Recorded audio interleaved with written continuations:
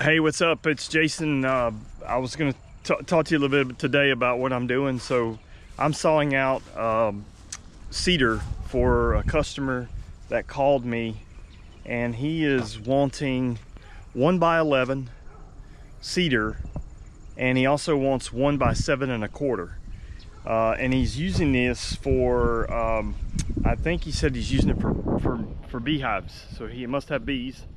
And so I've sawed some stuff for bee guys before, but I've never sawed cedar. So anyway, that's kind of so if you saw in the video, some of the cuts are they're kind of wide. So they're 1 inch, but they're kind of wide. So they're 11 inches wide. Actually it's like 11 1/8.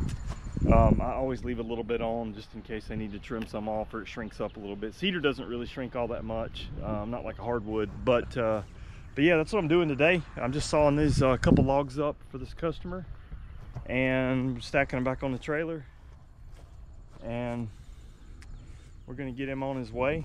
So it's a beautiful day, beautiful fall day here in Middle Tennessee, and very blessed and thankful for the work. It's been a busy week, and I'm looking forward to the weekend and having some time off and enjoying this beautiful fall weather. Have a great day.